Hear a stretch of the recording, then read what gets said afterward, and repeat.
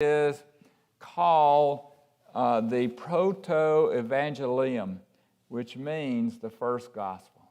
This is where we see the first gospel in the Bible. This is the first foretelling of what is to come, that the serpent's going to be struck on the head, but Christ will be struck on the heel. So we get a preview of what is to come. So gotquestions.org says the following, and I'm going to get Martha to read this, about the proto-evangelium. Verse 14 makes it clear that God is speaking to the serpent, whom he curses to crawl on his belly and eat dust all of his days. In verse 15, God switches from condemning the serpent to the one who inhabited it, Satan. He curses Satan to be forever at war against mankind, depicted as the seed or offspring of the woman. The woman in question is, in a general sense, Eve herself, all of whose offspring would forever be harassed by Satan and his minions. Sin enters the human race at this point, and the ravages of sin and its consequences reverberate down to us today. We inherit sin and the sin nature from Adam, and we suffer for it continually. The enmity, the hostility, and hatred of men and demons, between whom the warfare still continues, begins here. Evil angels and also wicked men are called serpents, and even a brood of vipers in Matthew 3:7. And they war against the people of God, the seed of the church, who are hated and persecuted by them, and so it has been ever since this affair in the garden. More specifically, the offspring of the woman refers to Jesus Christ, who was born of a woman. The enmity or hostility and hatred spoken of here is between Satan and Christ. The seed of the serpent, evil men and demonic forces, struck at the heel of the Savior when Judas the Pharisee, the rabble, and the Romans conspired to condemn Jesus to be crucified. But his wound was not the final act. He, having paid the price for the sin of all who would ever believe in him, rose the third day. The ultimate victory was his, and he crushed the head of Satan, removing forever his rule over man. The power of Christ would destroy Satan and all of his principalities and powers, confound all of his schemes, and ruin all of his works.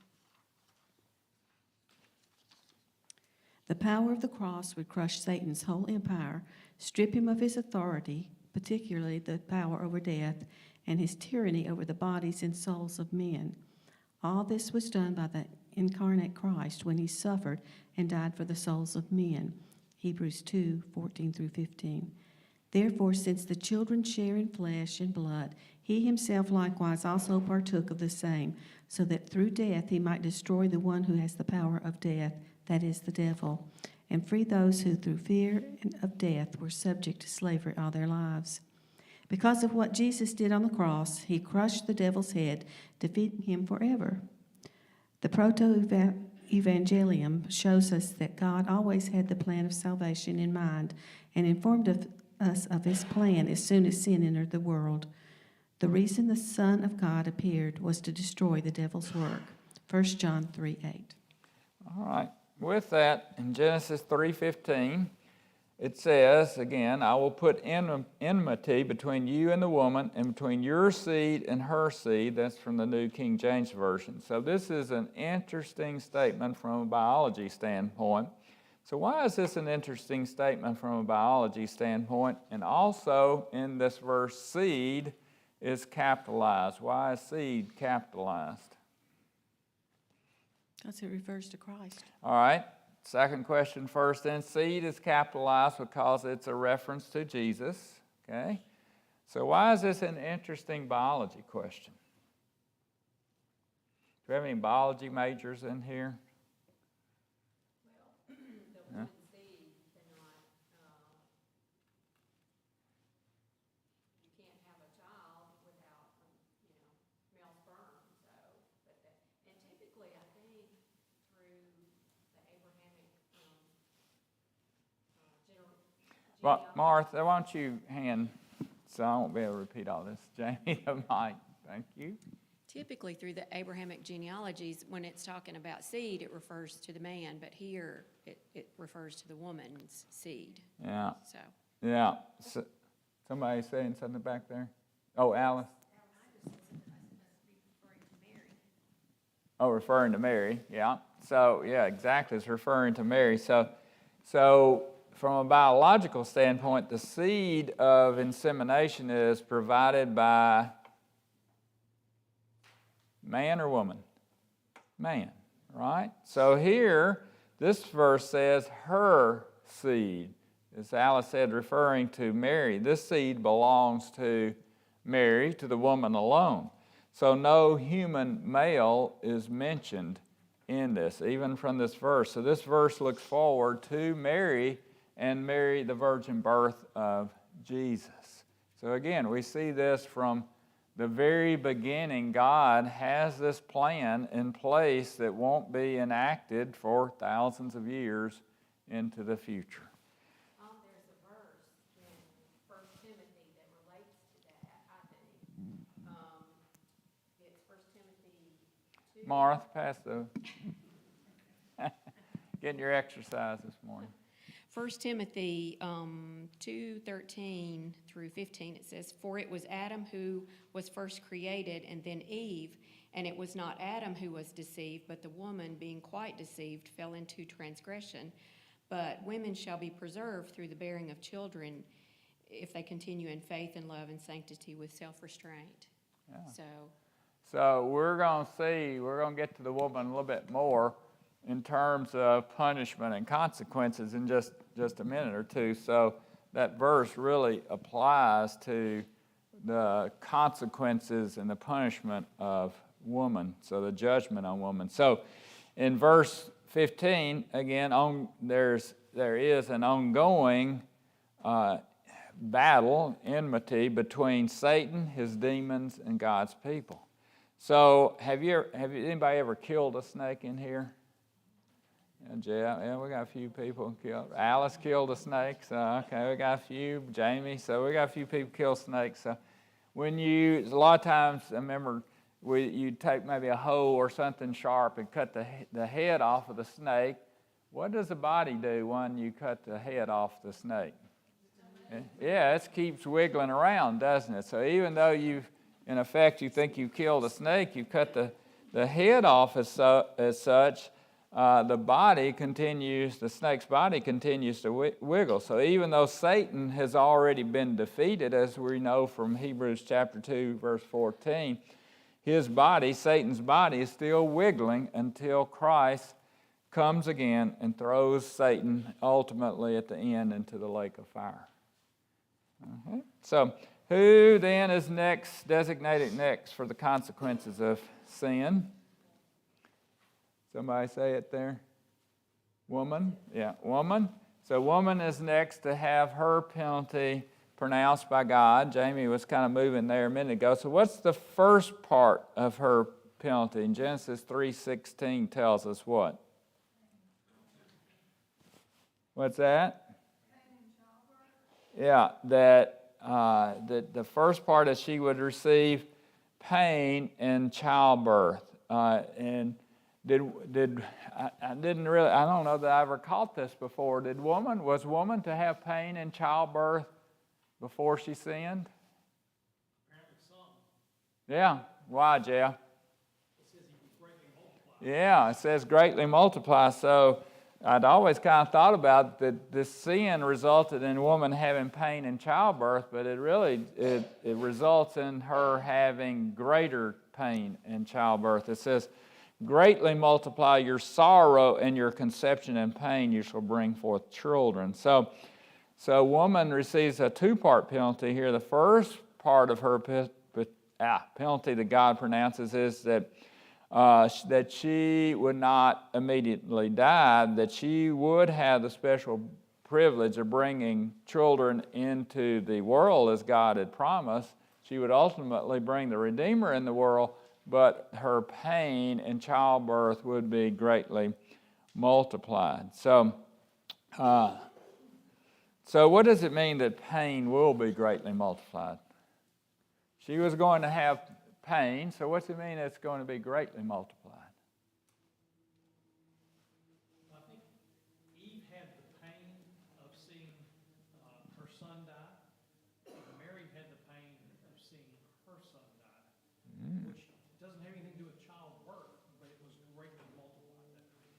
Yeah. I had not thought about that, but that's a good analogy that Eve saw her son die, Mary saw her son die. There are some other consequences as such that probably came about because of the pain in childbirth. Can you think of any others? Do you think that we would have had miscarriages before Mary's sin, or would we have had stillbirths? Would we have had infertility? Before the fall, what'd I say? No, I don't think so either. So I think we also, the emotional pain, all of these things came about as a result of Mary's sin, her fall. That if it wasn't for that, we would not have seen infertility and stillbirths and other consequences, emotional consequences of childbirth. So what's the second part of woman's penalty? She says her pain's going to be greatly multiplied. The first part. What's the second part? Adam's going to rule over her. Yeah, second part, Genesis 3:16 in the English Standard Version says, your desire shall be contrary to your husband, but he shall rule over you. So this marriage relationship we see from this first confrontation with God is now penalized with conflict in the marriage relationship. As soon as Adam says, the woman made me do it, then he's broken that kind of rib relationship where the woman's under his protection, under his arm as such, came from his rib. That's this unbreakable partnership, you might say, kind of ends with that. So from that point forward, we will see conflict in the marriage partnership relationship. So who or what next receives his consequences of sin? This is a tricky one. Read verse 16. I think it's 16, Martha. Read it. To the woman he said, I will greatly multiply your pain in childbirth. In pain you will bring forth children, yet your desire will be for your husband, and he will rule over you. All right, read on to 17, sorry. Then to Adam he said, because you have listened to the voice of your wife, and have eaten from the tree about which I commanded you, saying, you shall not eat from it. Cursed is the ground because of you. In toil you will eat of it all the days of your life. All right. So curse the ground. So the ground itself is the next to receive the consequences of sin. Before the fall, as such, it seems that all man had to do is just walk through the garden, reach up and pick a fruit off the tree and eat. But after the fall, this ground is cursed, and we begin to see thorns and thistles are created, or they become sticky and prickly. They become hazardous. So man had to now stoop down, sweat, and work, but work with that wasn't all satisfying work, I guess you would say. So he had to toil to retrieve his food. It wasn't just walking through the garden and picking a fruit off the tree, a banana or apple or whatever the case might be. So what are weeds? We see weeds are going to come into existence here. What are weeds? Are they distractions? Weeds are distractions. That's a good way to put it. I didn't think about that. Jamie says weeds are distractions. Yes, they're distraction. Reminders of disobedience, certainly reminders of disobedience. Where do weeds grow? Where you don't want them to, exactly. Weeds grow where you don't want them to. So that's how a chart at the Creation Museum describes weeds. It says they grow where they're not wanted. And Jesus, in his parable of the wheat and the tares, concludes by saying, let both wheat and tares grow together until the harvest. And at the time of the harvest I will say to the reapers, first gather together the tares and bind them in bundles to burn them, but gather the wheat into my barn. So just like weed, W-E-E-D, plants They grow among desirable wheat, W-H-E-A-T, plants, believers. Believers being the wheat, W-H-E-A-T, we experience a consequence of having to live among unbelievers, having to live among the tares, among the weeds. So Johnny, would you put up that visual for us here? So should be two of them there. Is it both not together, Johnny? Can you not put up the first one first then? Is there one before that? Okay. Well, keep that one there then. That's the root system of a thistle, by the way. So what does a thistle look like if we could see the top of the thistle there? Can't really see it from that picture. What's a thistle look like?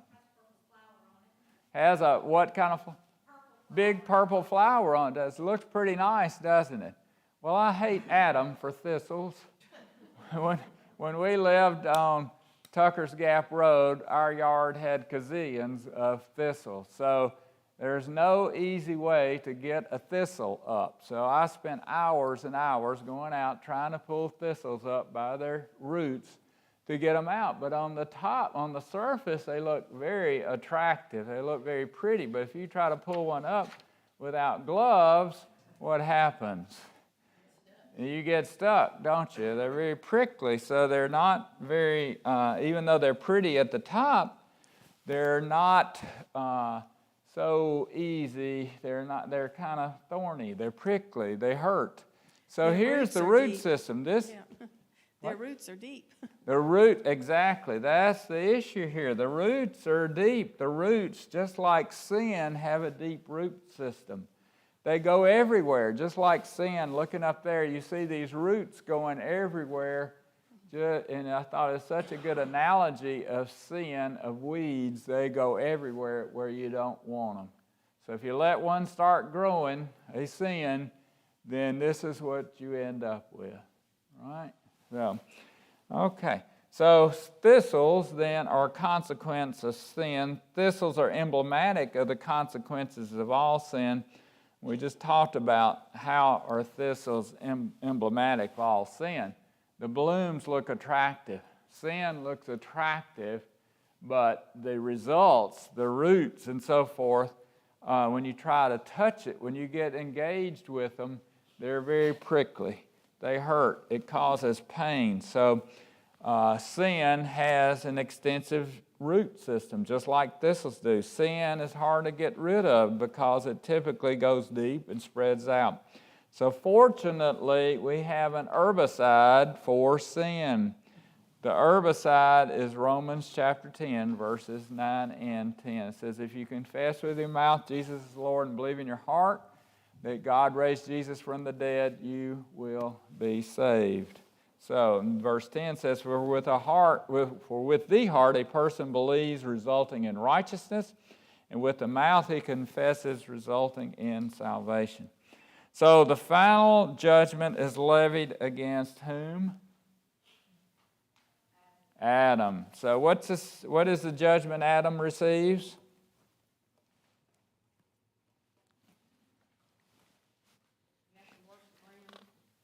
Had to work the ground, and not only does he have to work, his work would be laborious, right? So man's work results in sweat and toil. It was always God's plan for man to work. Thank you, Johnny. It's always God's plan for man to work, but after the fall, his work results in him being sweaty and tired, and it's hard. It's not much fun. So, secondly, what else happens? He's going to return to dust. He's going to return to dust. So secondly, death occurs. Spiritual death occurred at the instance of eating the forbidden fruit. But the further penalty God announces in Genesis chapter 3, verse 19 is that physical death will occur. So man and woman did not die instantaneously, did not physically die instantaneously, but Adam, as we said before, he lived on to be 930 years old. But from that point forward, for the most part, with a couple of exceptions, man's lifespan begins to decline from that point. So what is spiritual death? Separation from God, exactly. So man and woman no longer would have the fellowship that they enjoyed with God. God walked with them in the garden. They will no longer, thank you, I've got it wrong. They will no longer have that opportunity. So, homework question for next week. Well, we got a lot of ground to cover next week. But homework question for next week, true or false? This is in your handout. True or false, physical death is a curse? If so, why? If not, why not? Physical death is a curse. Okay? All right, so that's homework. And with that, we will conclude. We'll pick the finish. We just got a little short finish to these verses, and then we'll go to chapter 3, verses 20 through 24. And we're going to have to be moving swiftly next week to get it all done. Okay? All right, so y'all have a blessed week. Thank you for being here.